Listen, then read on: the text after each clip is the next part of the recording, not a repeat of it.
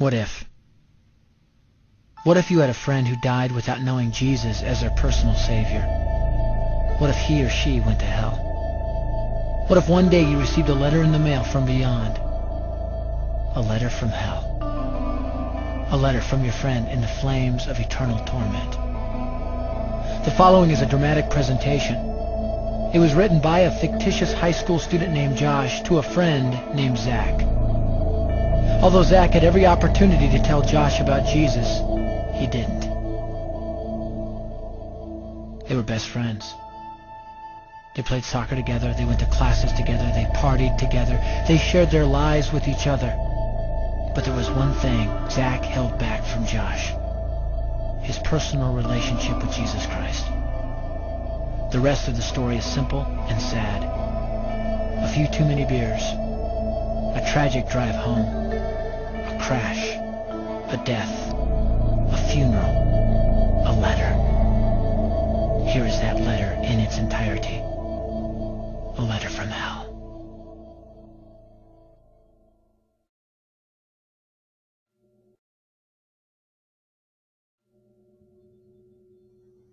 Dear Zach, I died today.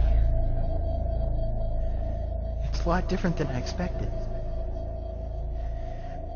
You see, I always thought dying would bring me into a world that's foggy and hazy. But this place is crystal clear. It's even more real than my life on Earth. I can think. I can talk. I can even feel. Right after the wreck, I could feel my spirit leaving my body. It was the weirdest thing, Zach. I thought I heard you screaming out to me, man. I must have been just imagining things. At first, I was just standing in line, getting registered, I guess. They asked me for my name and began to look in this thing they call the Book of Life. I guess they couldn't find it, though, because this huge angel standing next to me grabbed me by the arm and started dragging me away. I was terrified. I had no idea what was going on. I asked the angel where he was taking me, but he didn't answer. So I asked him again. Finally, he told me that only those whose names were written in the Book of Life could enter into heaven. And the rest would be condemned to hell forever. Man, I was scared. The angel threw me into some kind of holding cell where I've been sitting and thinking for a long, long time. Do you want to know what I've been thinking about? I've been thinking about you. Zach, you're a Christian. You told me so yourself. I mean, we talked about it 3 different times today. Kelly brought it up, and you laughed it off. Coach Adams brought it up, and you changed the subject. I mean, it came up right before the wreck. Well, the question I can't get out of my mind is this, Zach. Why haven't you ever told me about how to become a Christian?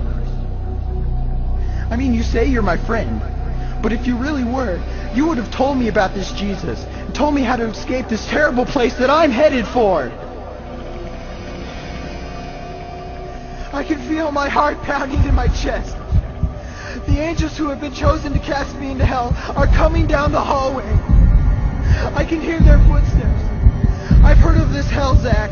They call it the lake of fire. I can't stand it, Zach. I'm terrified.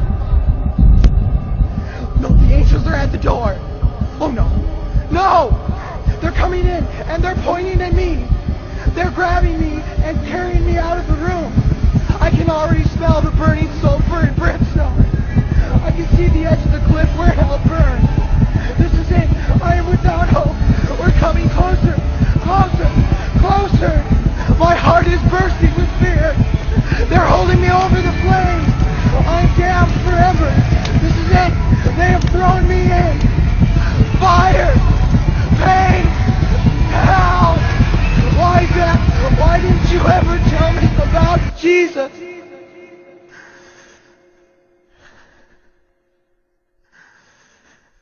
Signed, your friend, Josh. Your friend, Josh. P.S. Welcome. Wish you were here. Wish you were here. Wish you were here. Wish you were here. Wish you were here. Wish you were here.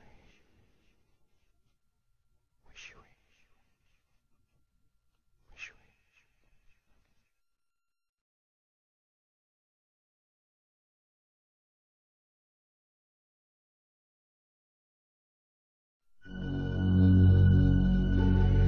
Don't bother me.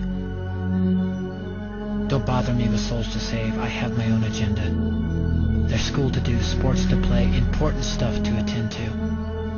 Don't bother me with my friend at work. He's got his own religion. I don't have time to change his mind. He'll make his own decision. Don't bother me with that little girl, the girl playing in the street. She's much too young to understand that the Savior she can meet. Don't bother me with the sounds I hear, the sounds of people shrieking, although I wonder who they are. Who are these victims screaming? Don't bother me with who they are. I really don't want the blame.